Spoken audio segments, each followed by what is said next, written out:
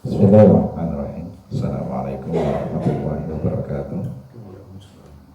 Alhamdulillah wassalatu wassalamu ala Rasulillah wa ala alihi wa man wala wa man tabi'ahum bi ihsan ila yaumil qiyamah. Amma ba'du.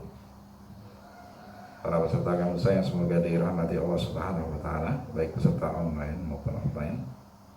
Alhamdulillah, puji syukur kita panjatkan kehadirat Allah Subhanahu wa taala. Di pagi ini kita diberikan kesempatan oleh Allah Subhanahu wa taala untuk bisa kembali bermajlis dalam rangka untuk mempelajari sebagian dari ilmu agama Allah Subhanahu wa taala, khusus yang berkaitan dengan materi pendidikan anak yang diberikan dari kitab Al-Jami' fi Ahkam wa Adab Sibyan, hukum-hukum dan adab dalam mendidik anak, yang seperti biasa akan disampaikan oleh beliau, guru kita Al-Ustaz Abu Idris Ninggir Subhanallah taala. Tidak lupa salawat salam semoga senantiasa tercurah pada junjungan kita Nabi Muhammad Sallallahu Alaihi Wasallam serta keluarga, para sahabat dan pengikutnya hingga akhir zaman nanti. Dan alhamdulillah telah hadir bersama kita Ustaz Ninggir Subhanallah di Rumah Tahfidz Syiar Sunnah Nabawiyah Johanna Masjid Al-Hurriyan Istimewa Daerah Istimewa Yogyakarta. Untuk itu kepada beliau kami persilahkan tempat tadi Ustaz.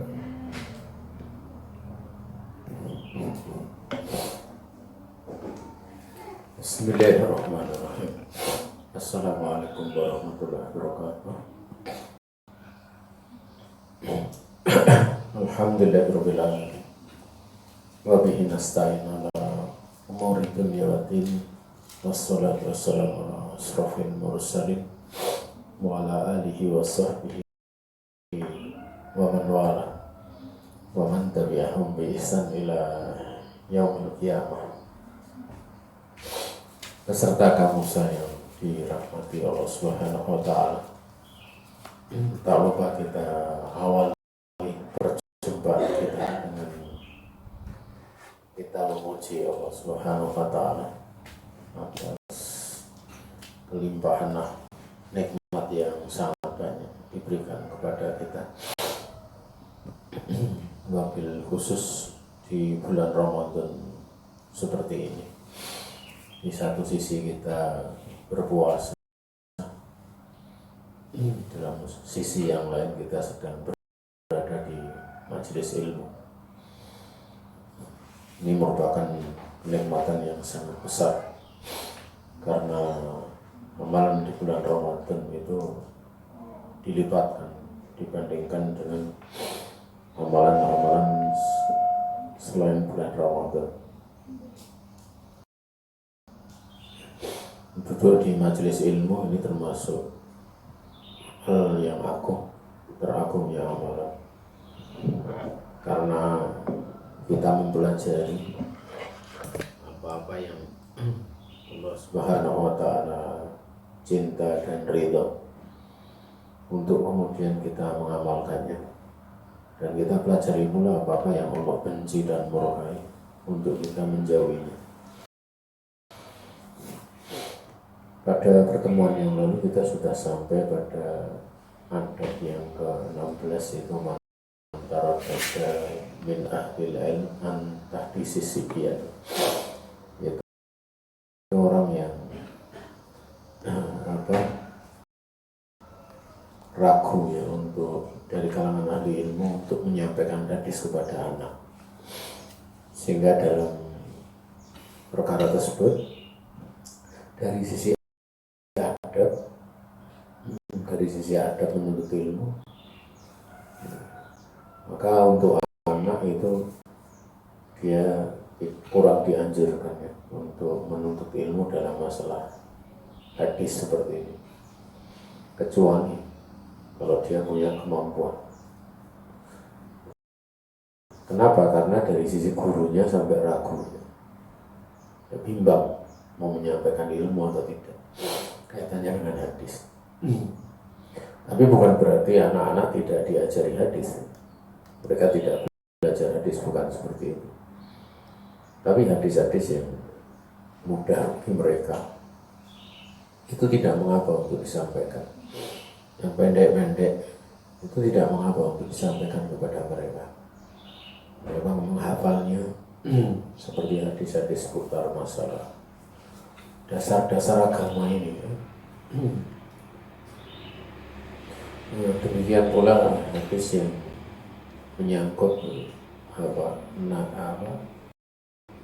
yang berkaitan dengan ibadah yang dimaklumi, yang setiap orang itu beraktivitas dengannya, seperti sholat, ya, puasa, ya, zakat.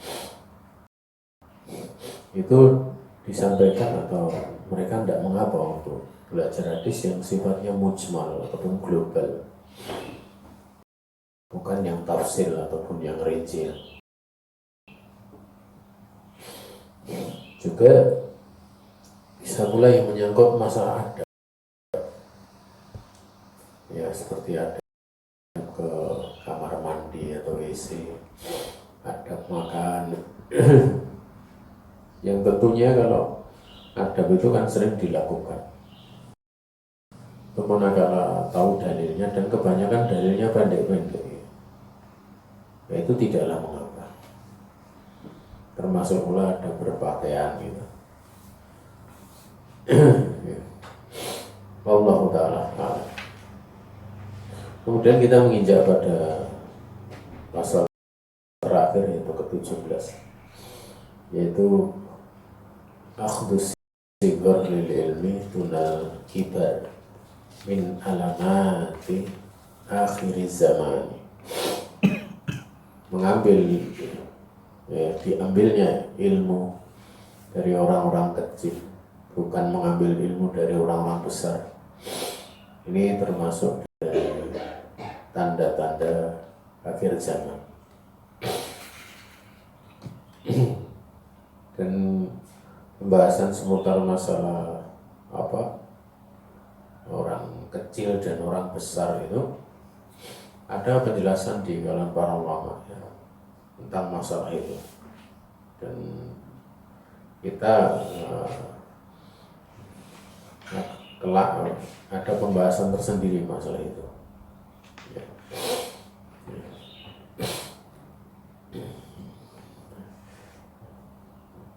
Diterangkan oleh para ulama bahwa orang yang anak muda tapi dia menukil dari para ulama ahli sunnah, itu bukan termasuk anak atau bukan termasuk orang kecil,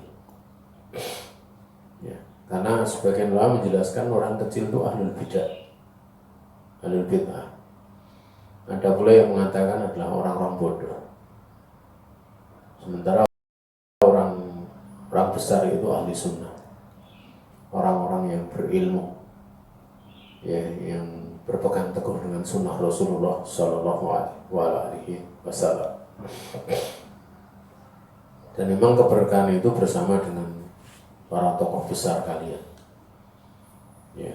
Hingga ilmu itu diambilnya dari orang-orang besar. Nah, dan dikatakan orang besar itu dalam sisi pembahasan lain adalah orang yang sudah sepuh, ulama-ulama yang sepuh.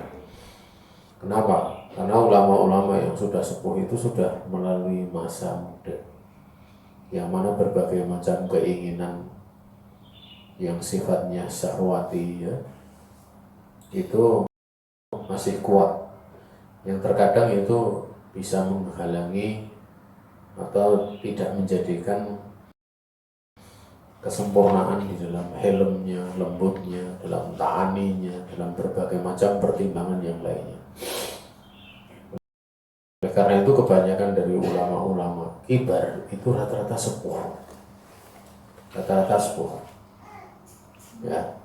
Seperti di masa dahulu ada Syekh Utsaimin, di masa dahulu ada, atau di masa sebelum kita saat ini ada Syekh bin Baz. Dan seperti di masa sekarang itu yang banyak dituju oleh para ulama sebagai kibarnya, untuk banyak dituju itu terisyaratkan dari pernyataan Utsaimin, itu Syekh Shalih Al Fauzan hafizahullah ta'ala, dan yang lainnya. Ada ulama-ulama lainnya, ya, yang juga punya umur dan punya ilmu yang selevel dengan beliau. Dan memang beliau ini yang terisyaratkan disebut oleh ulama-ulama sebelumnya, ya.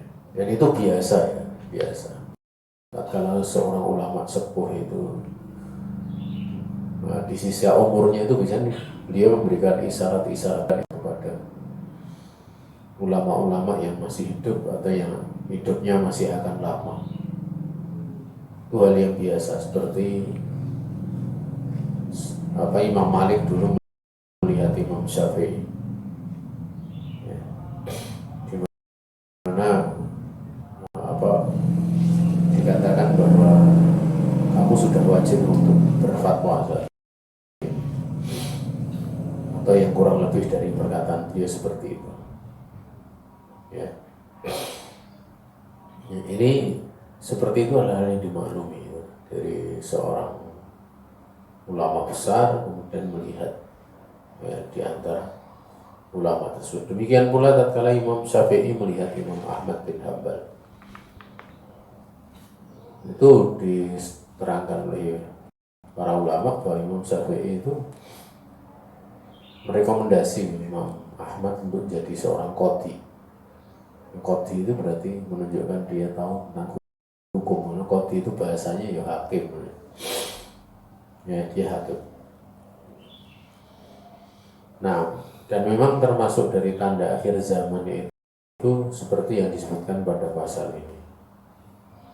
Sebagian yang lainnya itu menyebutkan bahwa tanda akhir zaman itu kasurat al-khutaba'u wa qalat al-fuqaha awil ulama. Jadi banyak ahli khutbahnya banyak, tapi sedikit ulama, ahli orang yang faqih dan ulamanya itu sedikit. Dan memang khutbah yang bagus itu bisa membuat manusia tertarik ya. Ya, khutbah yang benar-benar bisa membangkitkan semangat. Walaupun mungkin orangnya belum tentu berilmu. Ya, belum tentu berilmu. Ya. Karena kalau khutbah itu kan, atau pidato itu kan seorang yang tergantung fasihnya lisan saja. Tapi kalau orang berilmu, dia itu berbicara dengan kaidah-kaidah, dengan patokan-patokan, tidak sembarangan. Ya, tidak sembarangan. Tentunya penuh ilmu gitu. Makanya kalau kita lihat ulama-ulama kita yang masih muda itu fasih gitu. Di dalam, karena saya dengarkan beberapa ceramah khutbah Jumatnya ulama-ulama kita yang masih muda itu fasih sekali tanpa teks, dengan keluar ayat Al-Quran, hadis-hadis Nabi SAW. Tapi sebagian ulama kita yang sudah sepuh, sudah tua itu, bukan berarti beliau tidak fasih, tapi beliau kadang pakai teks gitu. Pernah saya lihat itu waktu ceramah di khutbah Jumat di Masjid Nabawi,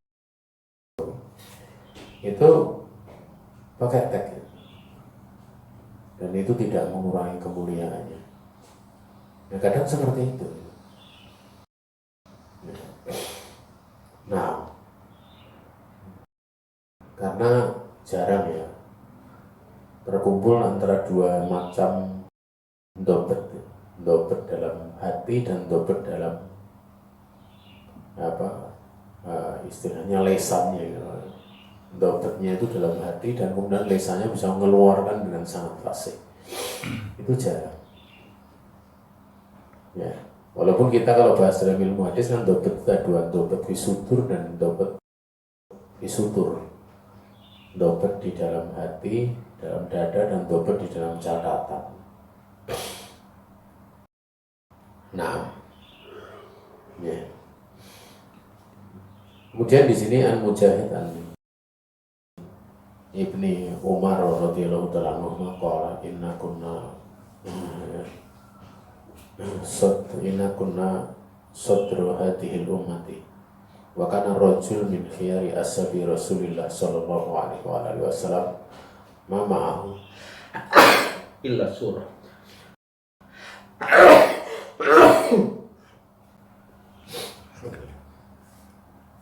ma ma'ahu illa surah minal Quran. Mau yasifu dzalik wa kana al-Qur'an taqilan alaihim wa rizqul amala bihi wa inna akhira hadhil ummati yukhaffafu alaihimul Qur'an hatta yaqra'ahu as-sabiyyu wal a'jamiyyu fala ya'maluna bih. Dari Mujahid dari Ibni Umar radhiyallahu ta'ala anhuma.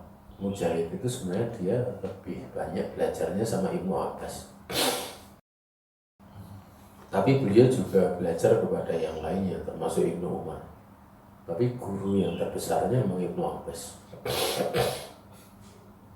Dia berkata, ya, Ibnu Umar maksudnya radhiyallahu ta'ala anhu berkata, sesungguhnya kami adalah inti ataupun awal dari umat ini. Awal kemunculan dari umat Rasulullah itu kami, ya. Dan seorang laki-laki di antara sahabat-sahabat Rasul alaihi salatu wasallam yang terbaik itu tidak ada bersama dia kecuali satu surah di antara surah-surah Al-Quran atau yang semisal daripada itu. Artinya mereka di dalam mengambil ilmu itu enggak langsung suratnya banyak, tapi sedikit demi sedikit itu.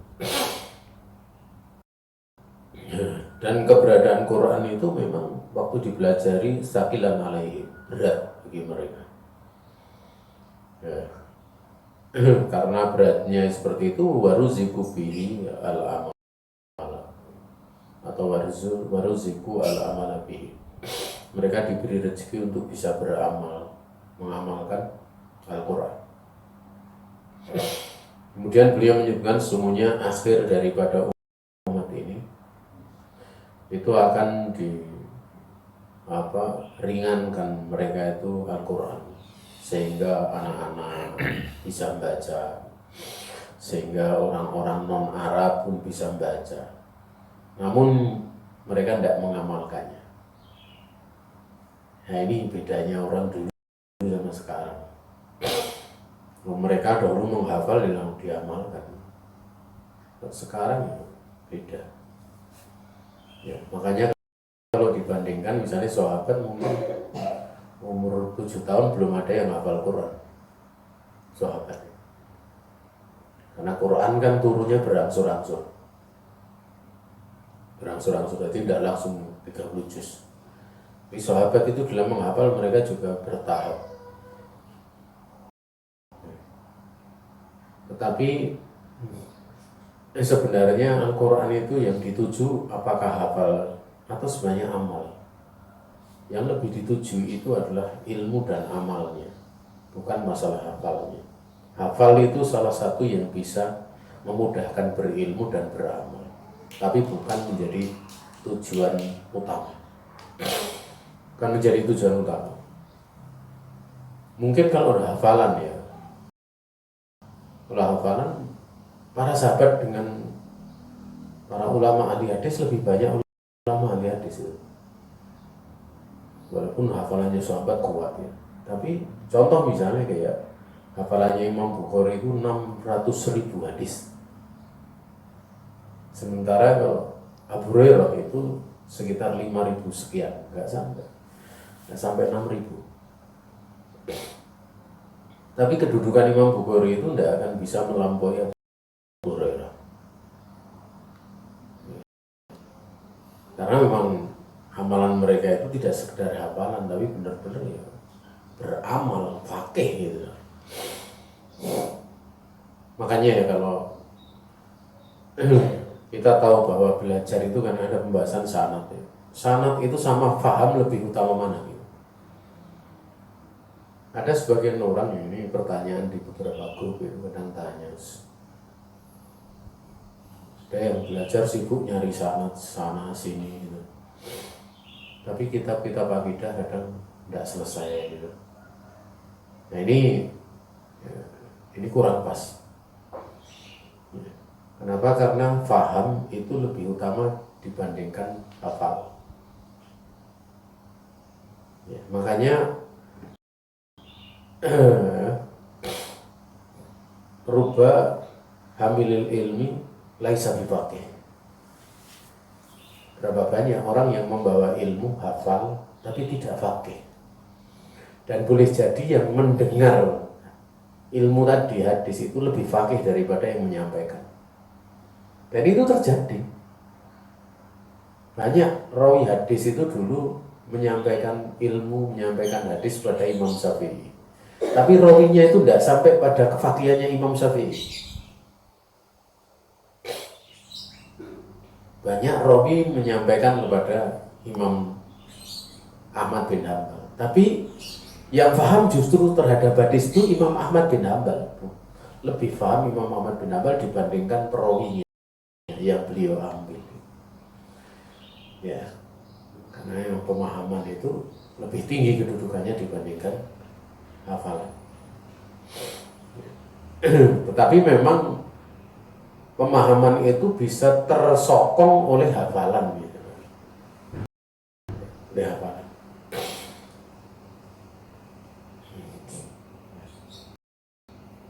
Ini penting ya, makanya orang hafal itu perlu untuk belajar lagi. Untuk belajar. Wallahu ta'ala punya planning misalnya, dia punya ini kalau belajar ini itu punya planning ya, jangan kemudian hanya sekedar jalani ini ahli sunnah selesai. Tapi kalau ditanya sudah selesai kitab ini belum kan ada apa silsilah belajar itu. Kalau sebagian dari guru saya itu saya nggak tahu ada berapa sekitar 28 kitab atau kitab kecil gitu, yang dipelajari sebagai sebuah silsilah untuk sekitar itu 20 sekian ya. Bisa belajar ini, belajar akidah, belajar ini.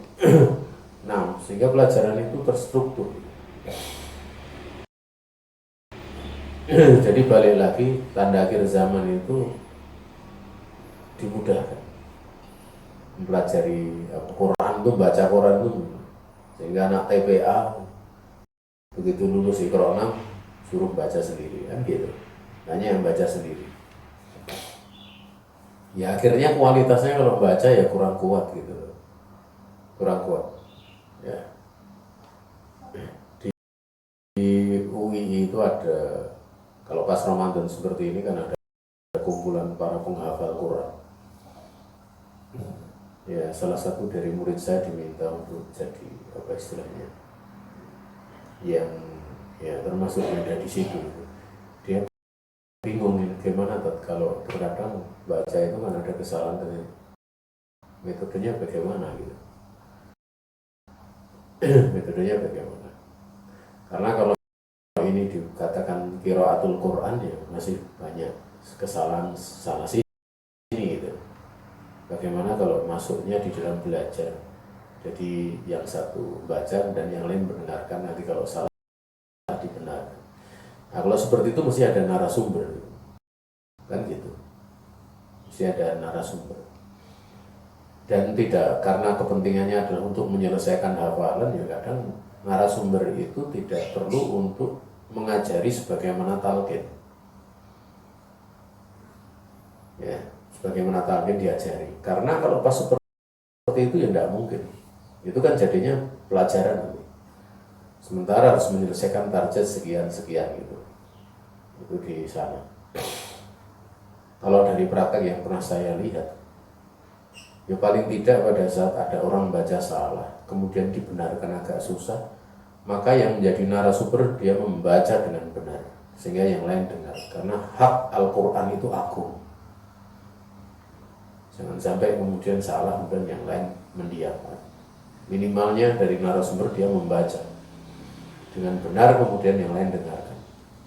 Itu yang lebih selamat, seperti itu.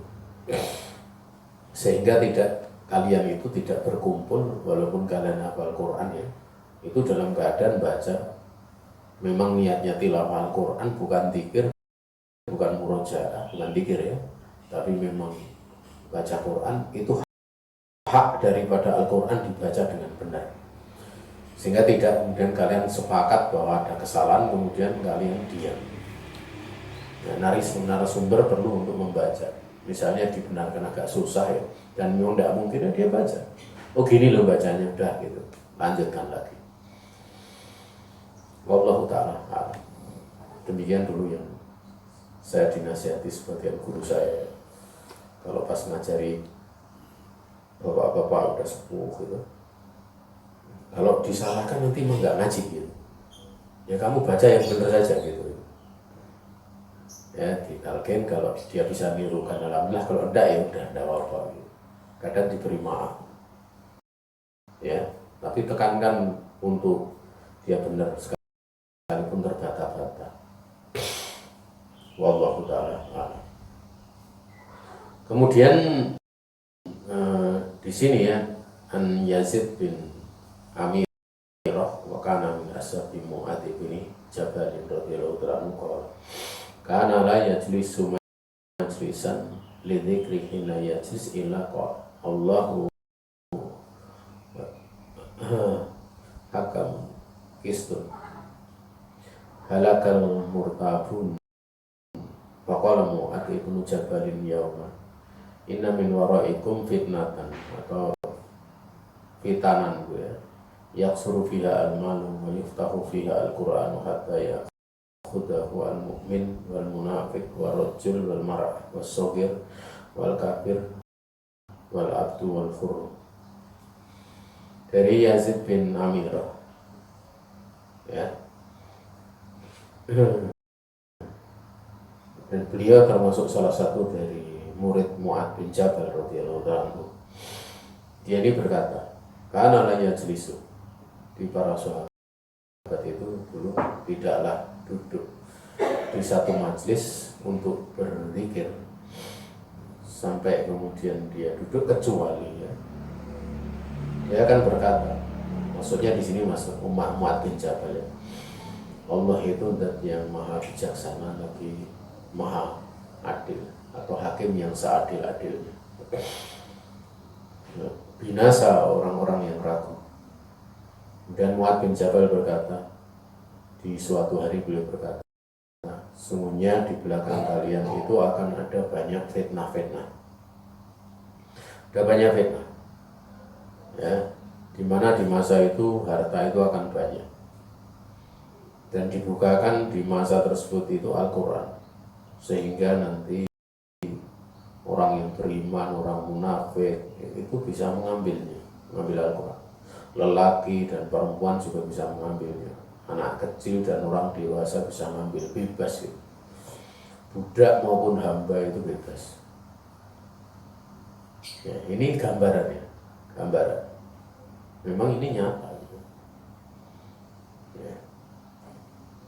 Sehingga orang semangat membaca Al-Quran. Karena memang mushaf sudah ada di mana-mana. Ya, tertulis. Ya. Sehingga ada yang belajar kemudian atau ada yang membaca tanpa guru gitu. Nah ini akhirnya terjadi banyak fitnah. Bahkan orang yang sebenarnya belum kapasitasnya, belum pernah belajar usul tafsir, belum pernah belajar tafsir, tapi buka tafsir. Akhirnya muncul penafsiran-penafsiran yang aneh-aneh.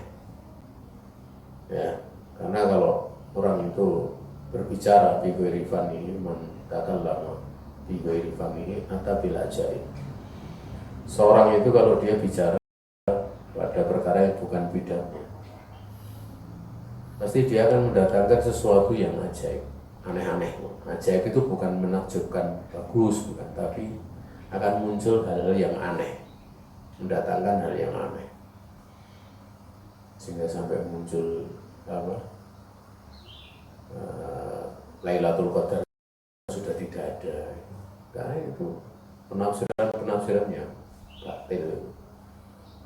Dia memahami baca Quran dari terjemahan, kemudian dia pahami sendiri, tidak kembali kepada ulama-ulama ahli tafsir yang muktabar, yang dianggap sebagai ulama-ulama umat ini seperti Abdullah bin Abbas, Abdullah bin Mas'ud, Demikian pula murid-muridnya seperti Mujahid, ya, atau ya, Ikrimah. Ya, ini kan ulama-ulama ahli tafsir. Ya, yang kemudian dikumpulkan tafsir seperti itu oleh Imam At-Tabari. Imam At-Tabari itu punya karya yang sangat besar dalam bidang tafsir. Nah, tafsirnya bil ma'thur dengan riwayat gitu. Dijadikan sebagai kitab induk penuntut ilmu manakala akan mengambil hal yang berkaitan dengan tafsir ya akan ke sana. Ya, Masya Allah.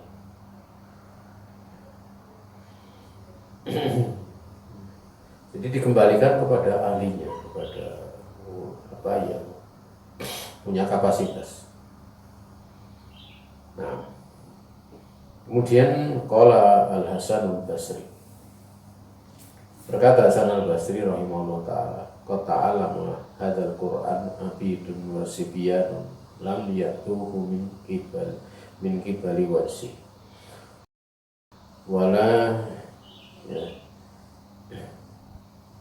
yadruna ma ta'wilahu, ya, ma ta'wiluhu, ya, maksudnya tafsir. Kalau Allah Ta'ala kitabun anzalnahu ilaika mubarakun liyatadabbaru ayatihi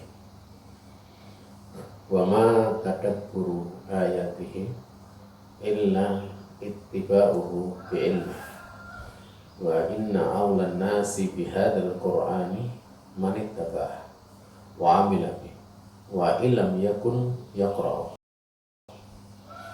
dalam ba'ilam yakun yaqra'u yaqulu ahaduhum ta'al ya fulan uqari'uka ta'al ful ya fulan uqari'uka mata kanatil qura taf'alu hadha ma ha'ula'i bil qura wala bil ulama wala bil hukam bal la aktsarallahu bin nasi amsalahu. Berkata Hasan Al-Basri rahimahullah ta'ala, dia mengatakan, ya, benar-benar Quran ini akan dipelajari oleh budak, oleh anak-anak.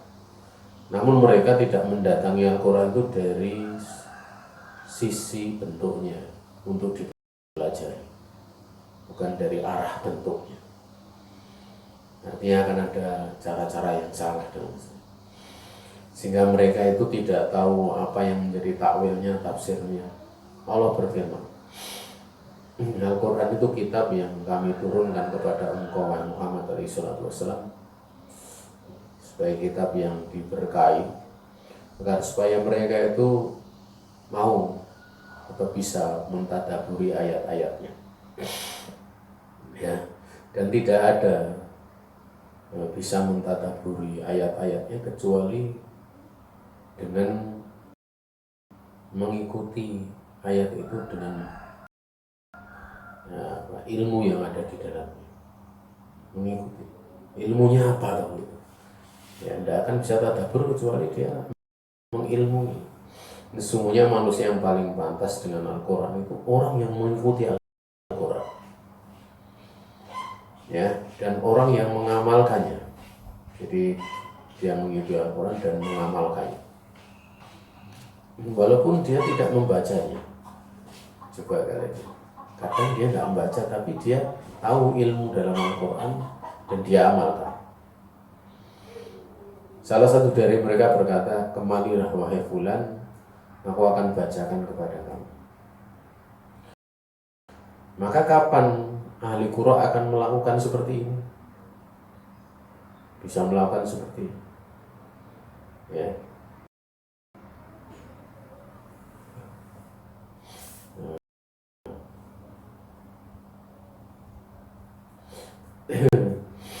Bukanlah mereka itu, padahal bukanlah mereka itu bil Qur'an, dan mereka itu bukan ahli Qur'an, juga mereka itu bukan ulama, bukan orang-orang yang lembut, karena pengaruh dari orang membaca Quran itu kelembutan. Dan bukan pula mereka itu ahli hikmah. Bahkan Allah Ta'ala tidak membanyakkan di manusia itu orang-orang semisal mereka, yaitu ahli qurra'nya juga nggak banyak, orangnya halim yang lembut karena membaca Al-Quran, paham dengan isinya juga tidak banyak gitu. Juga ahli hikmahnya juga sedikit, hikmah yang dia tahu tentang penafsiran Al-Quran, maksud-maksudnya itu tidak banyak gitu.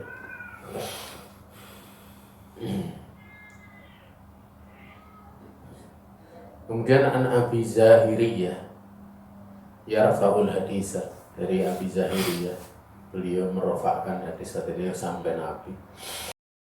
Anallaha ta'ala qala abussul ilma fi akhir zaman hatta ya'lamahu ar-rajulu wal mar'atu wal abdu wal hurru was saghiru wal kabiru fa idza fa'altu dzalika bihim akhadtuhum bihaqqi alaihim. Sungguhnya bahasanya Allah Ta'ala berfirman, akan aku sebar ilmu itu di akhir zaman sehingga seorang laki-laki perempuan bisa mengetahuinya, budak dan orang merdeka bisa tahu, anak kecil, orang dewasa tahu semua. Kalau aku sudah melakukan yang seperti itu pada mereka, maka aku akan mengambil kepada mereka itu hakku. Artinya haknya Allah ya apa? Ya, Quran diamalkan. Quran diamalkan. Karena Quran itu kalamullah. Jadi tatkala dibaca ya ada tanggung jawab untuk mengamalkan. Tidak sekedar dibaca saja. Baca saja. Wallahu ta'ala. Nah, untuk bisa kemudian bisa mengamalkannya ya pelajari saja akidah. Karena akidah itu sebenarnya bidang ilmu yang diambil dari Al-Quran dan hadis. Otomatis kalau orang mempelajari akidah, beramal, otomatis mengamalkan Quran. Pelajari pula hukum-hukumnya fikih. Karena di setiap fikih ini kan pembahasan mesti ayat Al-Quran ada, hadis Nabi ada. Ya seperti itu. Bahkan bahasa Arab itu Masya Allah, itu juga ayat-ayat Al-Qurannya di situ ada gitu. Ya pemahamannya itu menjadi benar, pemahamannya itu menjadi benar. Allah Ta'ala halam.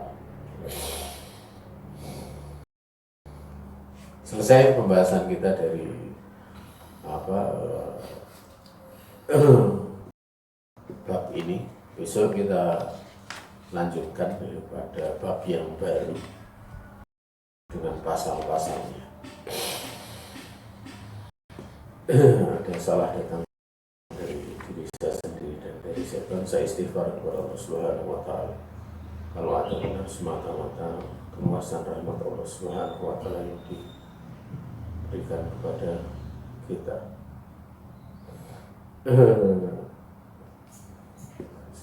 Waktu dan tempat saya kembalikan ke panitia. Jazakallahu khairan atas ilmu yang telah disampaikan. Kami ucapkan kepada Ustaz Enggar Mustafa. Sesi berikutnya itu tanya jawab. Kami persilakan bagi peserta kajian kaum Musa yang ingin bertanya secara langsung ataupun melalui tulisan. Silakan jika ada.